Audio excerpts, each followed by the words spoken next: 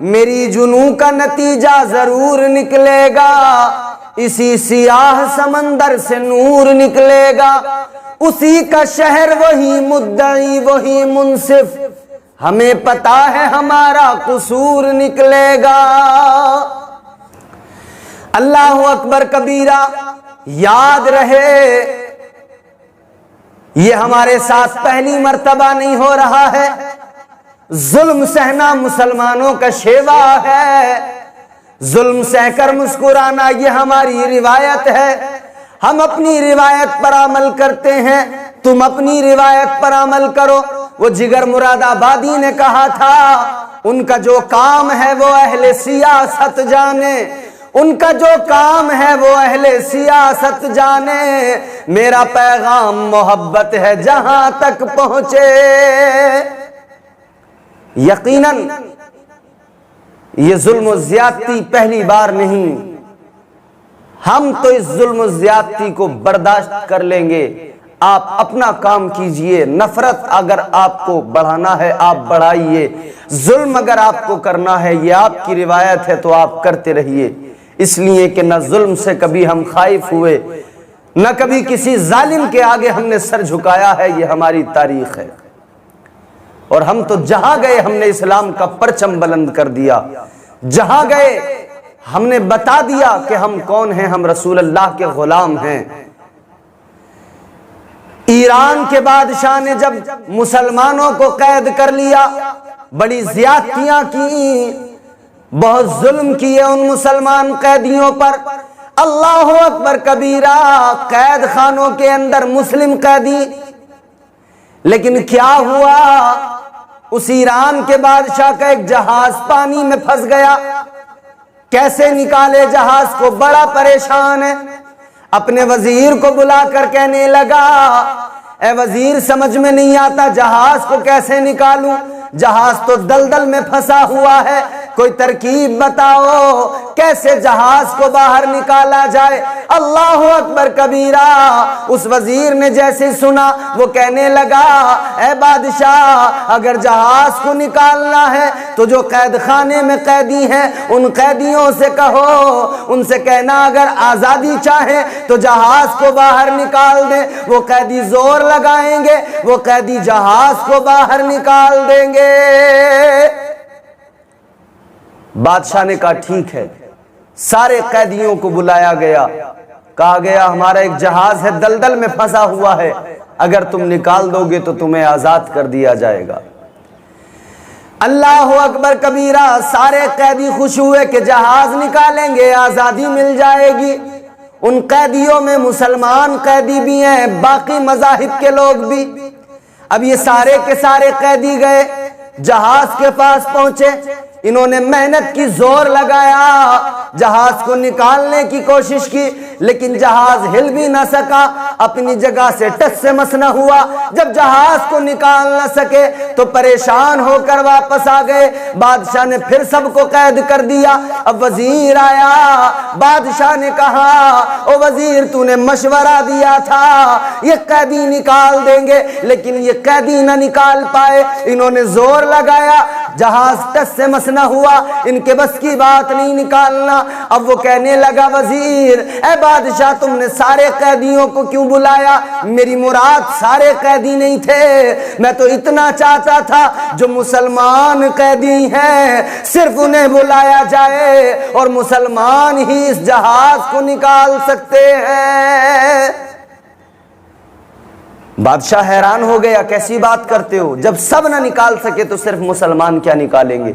کہا ان کا حوصلہ ان کا جذبہ تم نہیں جانتے ہو، جب یہ ڈٹ جاتے ہیں تو انہیں غیبی مدد ملتی ہے۔ یہ 313 تھے بدر میں مگر 1000 کو انہوں نے شکست دے دی تھی۔ یہ تعداد میں کم ہوتے ہیں مگر انہیں غیبی مدد ملا کرتی ہے، ان کے جذبات بہت بلند ہوتے ہیں۔ اللہ اکبر کبیرہ، وزیر کہنے لگا تم تعداد نہ دیکھو، ان کا ایمان جو ہے، ان کی ایمانی قوت ہر موقع پر ان کا ساتھ دیتی ہے، صرف مسلمان قیدی ہیں جو جہاز کو نکال سکتے ہیں۔ اے میرے عزیزو، ہر دور میں مانا گیا کہ ایمان کی طاقت مسلمان کی طاقت کیا ہوتی ہے؟ ایمان کی طاقت یہی ہوتی ہے میرے پیارے۔ وہ کہنے لگا جب یہ اپنے نبی کو پکارتے ہیں، اپنے پیغمبر کو پکارتے ہیں، ان کو پکار کے جب یہ ویرانوں میں کھڑے ہو جاتے ہیں، ویران زمینوں پر، بنجر زمینوں پر ٹھوکر مارتے ہیں تو ان زمینوں پر سبزہ اگ جاتا ہے۔ یہ وہی قوم ہے کہ دریا عبور کرنے کے بعد میں کشتیوں کو آگ لگا دیتی ہے۔ یہ وہ قوم ہے، علامہ اقبال نے کہا ہٹ نہ سکتے تھے اگر جنگ میں اڑ جاتے تھے، پاؤں شیروں کے بھی میدان سے اکھڑ جاتے تھے۔ یہ وہ قوم ہے۔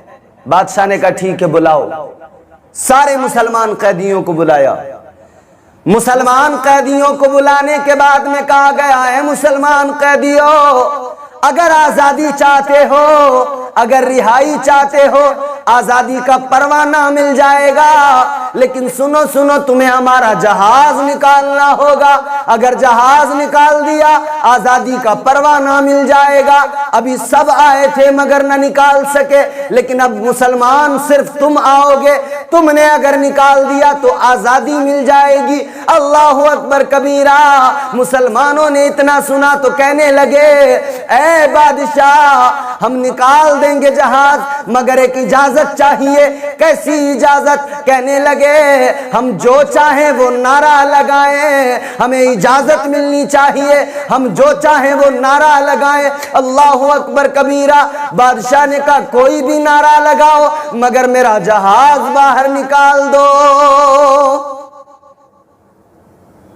مسلمان قیدی چلے ہیں، مصطفیٰ کے غلام چلے ہیں، اس جہاز کے قریب پہنچے ہیں۔ پہلے وضو کیا ہے، وضو کرنے کے بعد میں ان مسلمانوں نے، مصطفیٰ کے غلاموں نے اپنا کاندھا جہاز سے لگایا اور دل مصطفیٰ کی بارگاہ میں لگا دیا۔ عرض کرنے لگے یا رسول اللہ غلام آج مشکل میں، اے آقا تاجدار مدینہ کونین کے والی، ابھی اپنے بھی آئے تھے غیر بھی آئے تھے، سب نے زور لگایا تھا، لیکن یا رسول اللہ جہاز نہ نکل سکا۔ آقا اب تو بس آپ کے غلام آئے ہیں، یا رسول اللہ آپ کے امتی، آپ کے شہدائی، آپ کے دیوانے آئے ہیں۔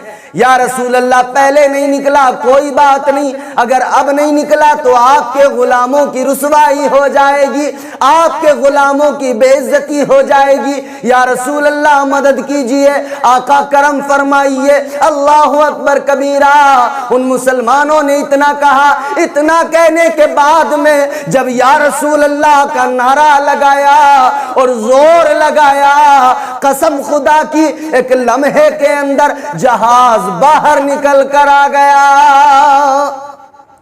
ایک لمحے میں اس دلدل سے اس جہاز کو نکال دیا۔ تو یہ مسلمان کے ایمان کی طاقت ہے۔ مسلمان کا عزم بڑا مضبوط ہوتا ہے۔ اسے قید کر دو، اسے جیل میں ڈال دو، اس پر ظلم کر لو، اس پر زیادتی کر لو، اس کے خون کو بہا دو، مگر پھر بھی یہ ایمان سے، اسلام سے منہ نہیں موڑتا ہے۔ مسلمان پیغمبر خدا کی محبت کو سینے سے نکالتا نہیں ہے۔ مسلمانوں میں تم کو بھی کہنا چاہتا ہوں، آج وقت ہے اتحاد کر لو، آج وقت ہے متحد ہو جاؤ۔ جو منتشر ہو، وہ کیا خوب کہا تھا نا، متحد ہوگے تو کہلاؤ گے مومن غازی، منتشر ہوگے تو قسطوں میں صفایا ہوگا۔ اتحاد کرو اپنے اندر، اور یہ جو انتشار ہے اس کو ختم کرو، اور اللہ تبارک و تعالیٰ کی بارگاہ میں لو لگاؤ، اللہ سے دعا کرو، اللہ کے آگے گڑ گڑاؤ، کسی اور سے فریاد نہ کرنا۔ کوئی تمہارا پرسان حال نہیں ہے یہاں، کوئی تمہارا حامی نہیں ہے یہاں۔ اگر تمہارا حامی و ناصر ہے تو پروردگار ہے، اگر تمہارا مددگار محافظ ہے تو وہ پروردگار ہے، اگر حفظ و پناہ عطا کرے گا تو اللہ عطا کرے گا۔ اپنے رب سے فریاد کیجئے، اپنے رب کی بارگاہ میں گڑ گڑائیے۔ رمضان کا مہینہ ہے، اس ماہ مبارک میں اللہ بندوں پہ کرم کرتا ہے۔ اس ماہ مبارک میں اللہ کے حضور گڑ گڑا کے رو رو کے دعائیں کیجئے۔ اللہ تعالیٰ قوم مسلم کی مشکلوں کو آسان فرمائے۔